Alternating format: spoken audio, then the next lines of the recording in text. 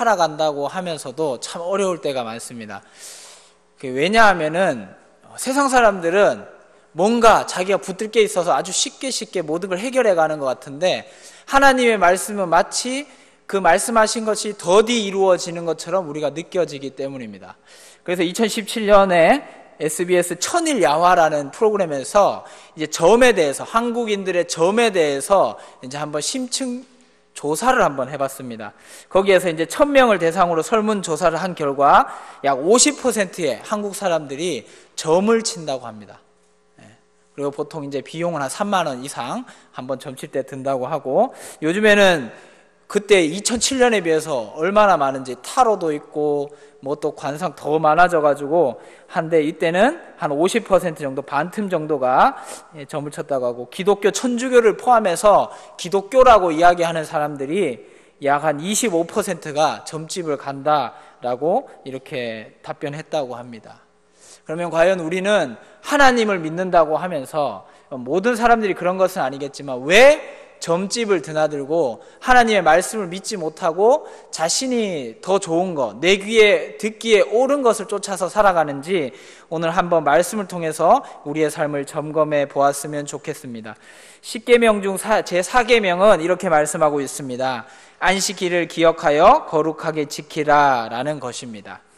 우리는 과연 일주일을 살아가다가 이 주일이 되었을 때 주일을 어떻게 하면 거룩하게 지켜야 할 것인가를 한번 기억하면서 교회에 오게 되는지, 아니면 세상을 살다가 급하게 살다가 알고 보니까 오늘이 주일이네 하면서 아침에 허겁지겁 교회에 오는 것은 아닌지 한번 생각해 보는 시간이 되었으면 좋겠습니다. 영어에서 예배라고 하는 것을 worship이라고 합니다. 이 worship에서 앞에 WOR은 worth라고 해서 가장 가치 있는 것입니다. 그리고 뒤에 붙는 이 ship이라는 것은 보통 미국에서 행동, 액션의 의미를 가진다고 합니다. 그러니까 예배라는 것은 결국 무엇이냐 하면 하나님에게 가장 가치 있는 것을 드리는 행위가 예배다라는 것입니다. 그래서 그리고 또한 이 예배라는 것은 어떻게 정의하느냐, 하나님을 믿는 자들이 모여서 하나님께 드리는 것이다 라고 정의하고 있습니다. 그렇다라고 한다면 우리가 믿는 자들이 모여서 이 예배 드리는 공간에는 사실 하나님의 존재를 믿지 않는 자들이 예배를 드릴 수 있는 것은 아닙니다. 왜냐하면 그들은 예배가 뭔지도 모르고 그냥 그저 설교를 들으러 오기 때문입니다. 그래서 이 예배의 주체가 누구인가 하는 것을 우리가 기억할 때에, 요즘에는 세상에 그런 예배가 많습니다. 무슨 구도자 예배라고 해서 하나님을 믿지 않는 자들이 따로 드리는 예배가 있습니다. 그러나 이것이 과연 하나님을 위한 예배인가, 아니면 그냥 드리고자 하는 사람들의 편의를 위한 예배인가 하는 것을 생각해 보아야 된다라는 것입니다. 로마서에는 계속해서 하나님을 믿는 자들을 어떻게 살아가야 하는가, 하나님은 어떻게 그들을 구원하시고 어떻게 하나님들이 그 구원을 이루어 가시는가에 대해서 이 로마에 있는 교인들에게 교리에 대해, 교리적인 측면을 바울은 설명하고 있습니다. 이 로마라는 곳은 그 당시에 가장 컸던 제국이면서 또한 모든 길은 로마로 통한다라고 할 정도로 이 세상의 중심이었던 도시 국가였습니다. 그렇기 때문에 이 로마의 복음을 전하고자 했던 바울의 마음은 무엇이었냐면, 이 로마를 통해서 모든 복음이 유럽으로 편만하게 전파되는 것을 그는 꿈꿨다라는 것을 말씀을 통해서 알 수 있습니다. 그렇기 때문에 이 거점인 로마의 교회가 하나님의 말씀 가운데 바른 교리를 가지고 살아가기를 원하는 마음으로 그는 이 편지를 썼을 것입니다. 그리고 12장을 시작하면서 너희가 이제까지 구원받은 자로서 그러면 어떻게 예배를 드려야 하는가, 하나님이 원하는 삶은 무엇인가 하면서 이제 어떻게 살아야 되는가를 이제 제시하는 것입니다. 그래서 앞에 접속사 그러므로 라고 이야기하고 있습니다. 12장 1절에 보시면 그러므로 형제들아 내가 하나님의 모든 자비하심으로 너희를 권한다 라고 이야기하고 있습니다. 하나님이 너희를 부르신 이유가 무엇이냐 라는 것을 바울은 한 번 더 강조해서 말씀하고 있는 것입니다.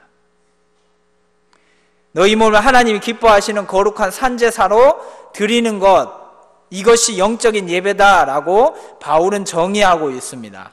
그렇다면 여기 보시면 너희 몸을 하나님이 기뻐하시는 이라고 이야기하고 있습니다. 예배의 주체, 그러니까 예배를 드리는 대상이 누구인가 하는 것입니다. 예배를 드리는 대상이 예배를 드리는 청중인가 아니면 예배를 받으시는 하나님이신가 하는 것에 대해서 우리는 이 시점에서 한번 좀 생각해 보아야 됩니다.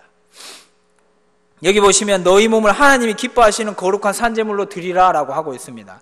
예배의 중심은 하나님이다라는 것입니다.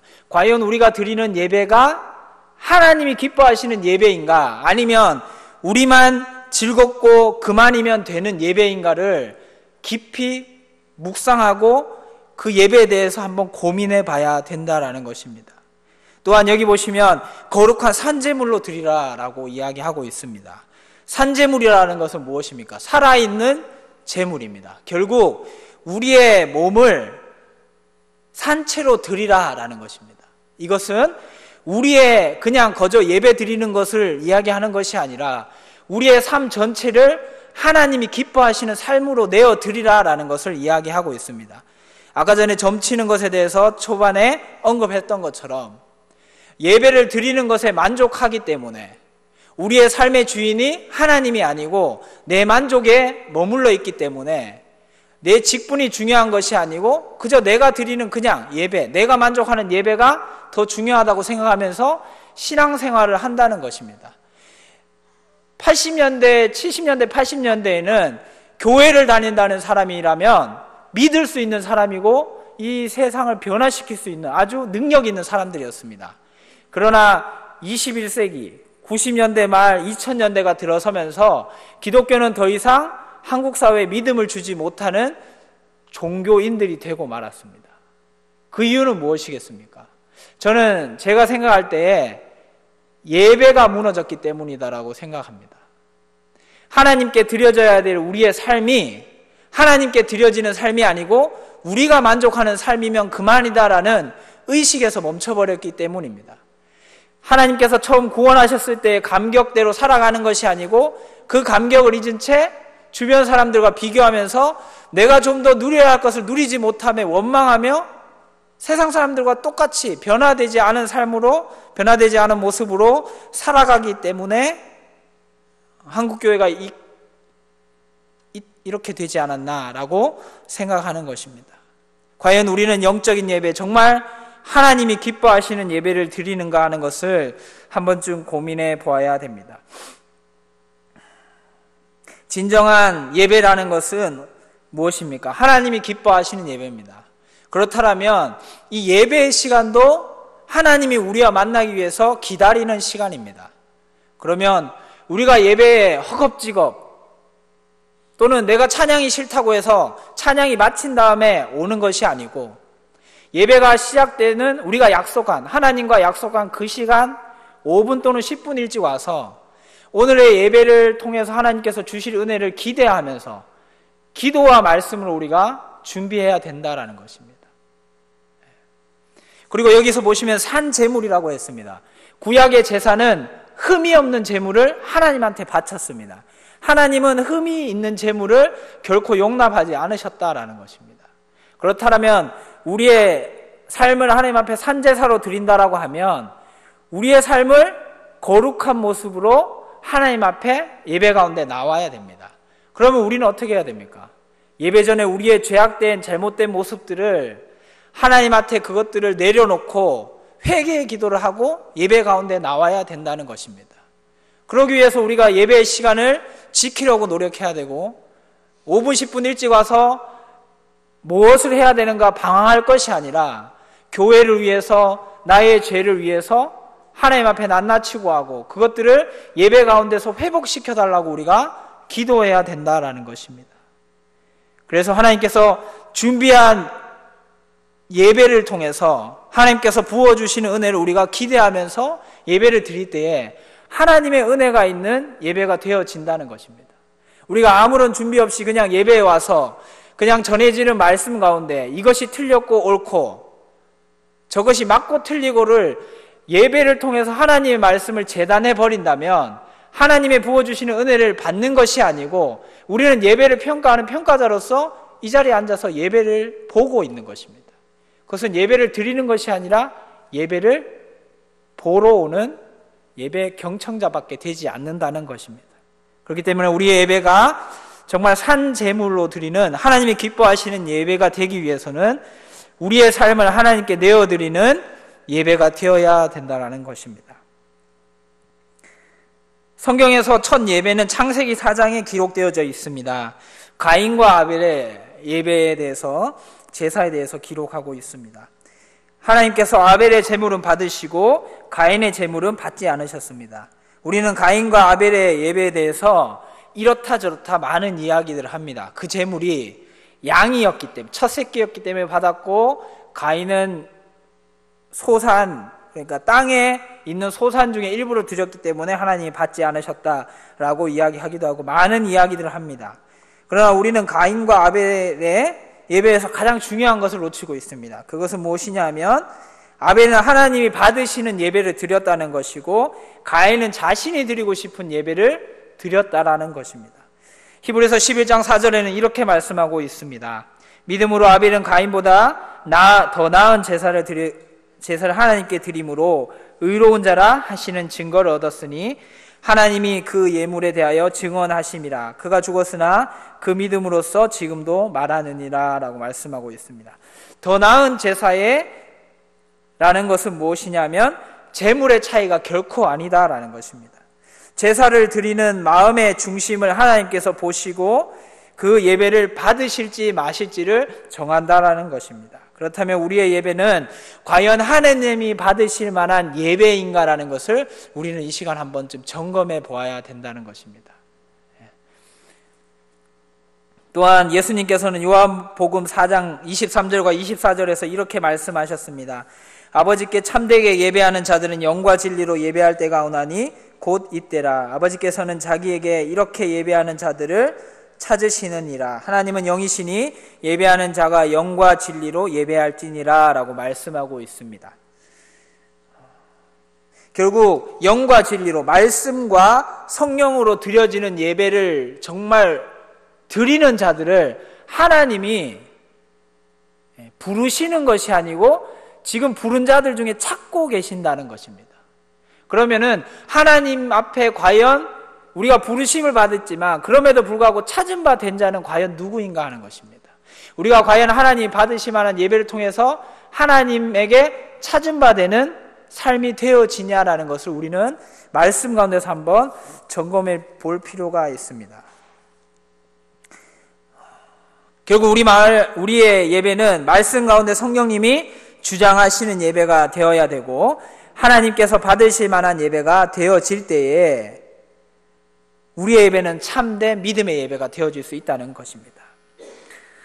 이사야서 1장 12절에는 이렇게 말씀하고 있습니다. 너희가 내 앞에 보이러 오니 이것을 누가 너희에게 요구하였느냐?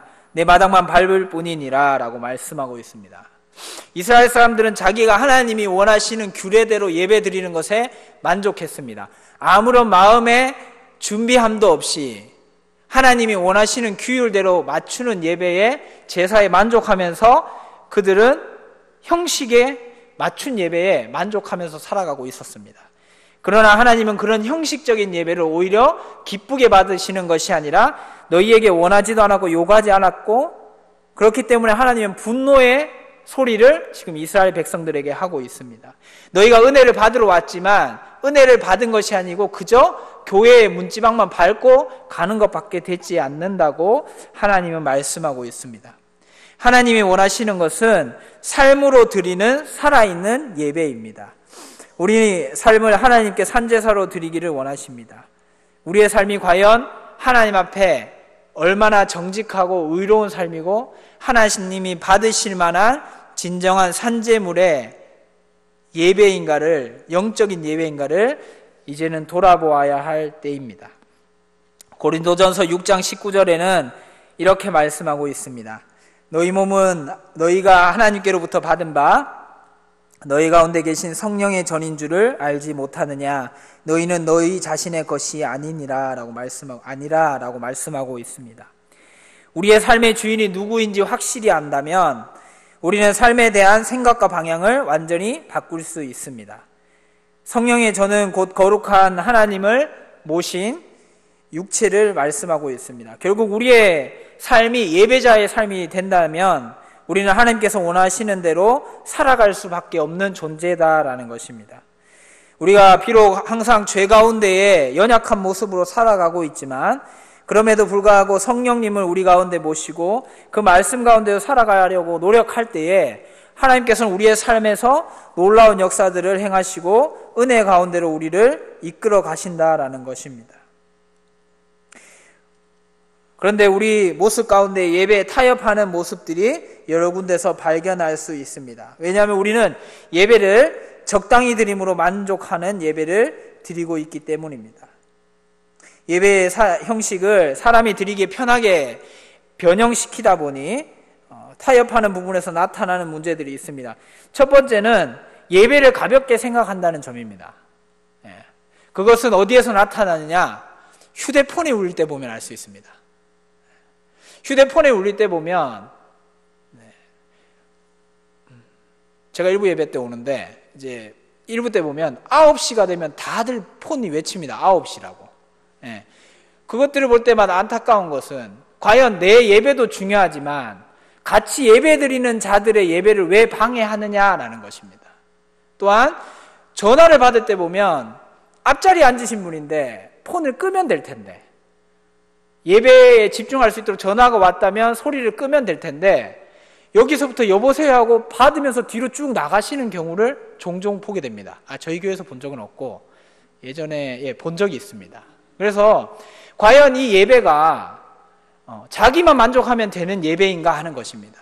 누군가는 말씀에 집중하기 위해서 정말 정신을 가다듬어서 예배를 드리고 있는데 그 벨소리 하나 또 여보세요 한 소리에 의해서 목사님께 집중하던 사람들이 모두 그 벨소리에 그 목소리에 고개를 돌리면서 집중을 흐트리고 예배를 방해하는 요소가 되어진다는 것입니다. 그리고 사단이 교묘하게 그런 것들을 이용한다라고 우리는 생각해야 됨에도 불구하고 그것이 아니고 예배와는 별도로 내 사업이 누군가 나에게 급한 전화가 올 것이다 라는 것을 생각하면서 예배 가운데 온다는 것입니다.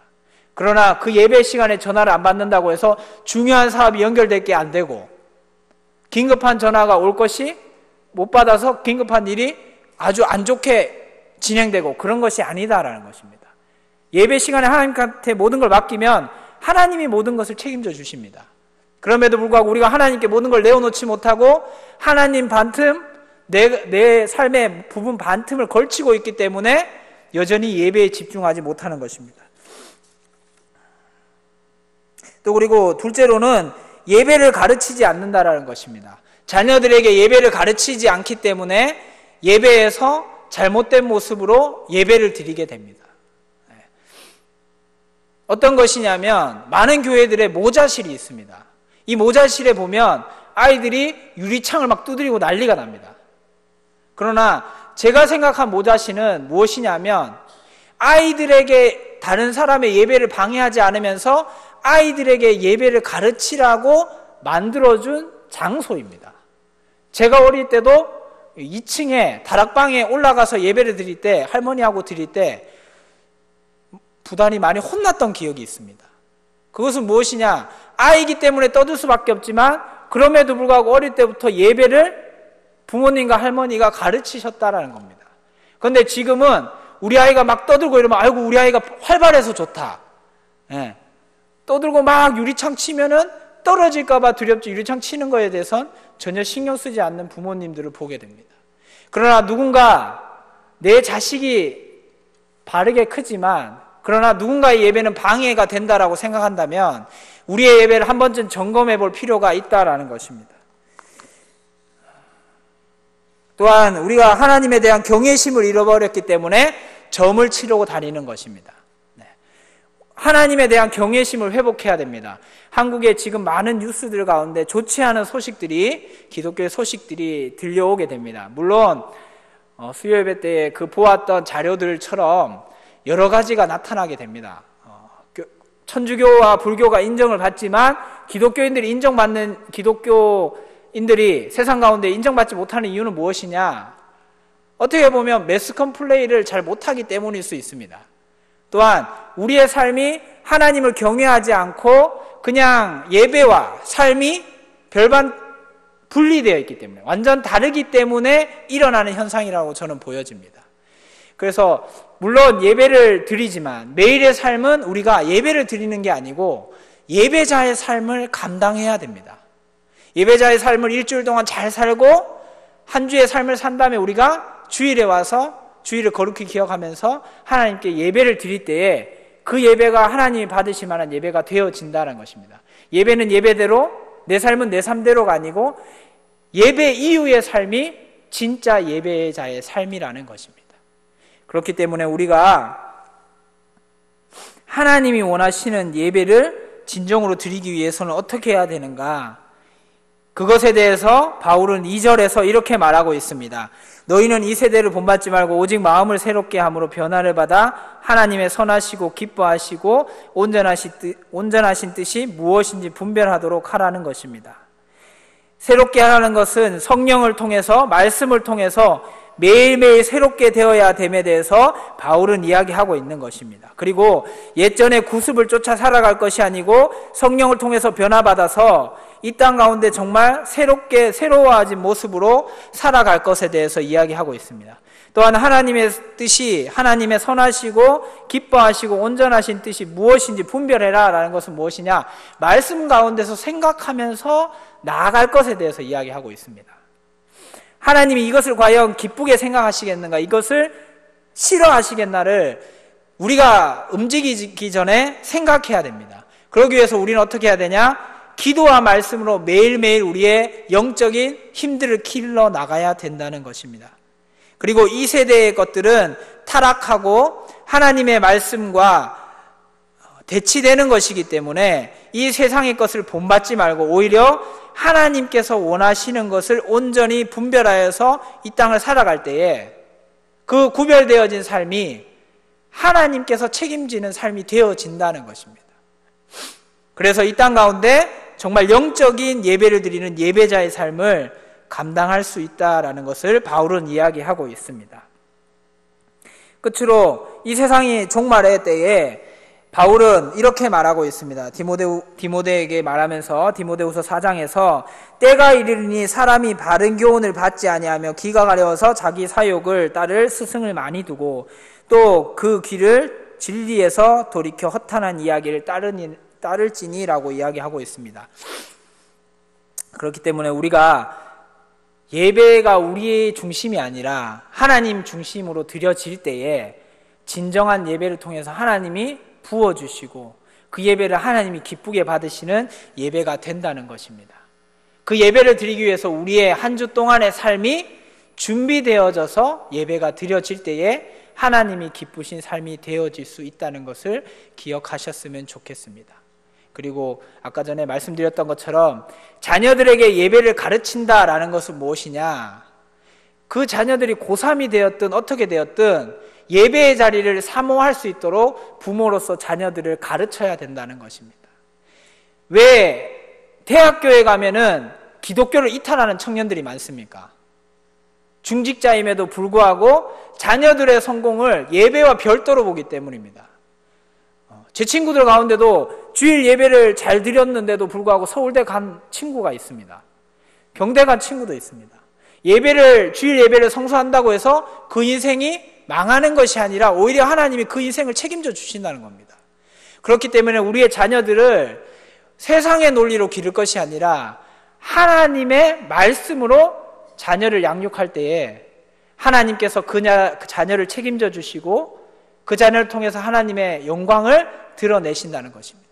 그렇기 때문에 우리 한 주를 살아갈 때에 정말 하나님께서 원하시는 대로 우리의 삶을 내어드리고 이 삶을 통하여서 하나님의 영광이 드러남으로 예배자의 삶을 감당하시는 하나님의 자녀요, 또한 하나님의 제자요, 하나님의 예배자의 삶을 감당하시는 남북의 성도 여러분들이 되셨으면 좋겠습니다. 그래야 해서 주일에 올 때에 정말 하나님께서 받으실 만한 예배자로, 하나님께 칭찬받으시는 예배자로 하나님 앞에 거룩히 쓰임받는 자로 서시기를 주의 이름으로 축원합니다. 함께 말씀을 생각하시면서 함께 기도하도록 하겠습니다.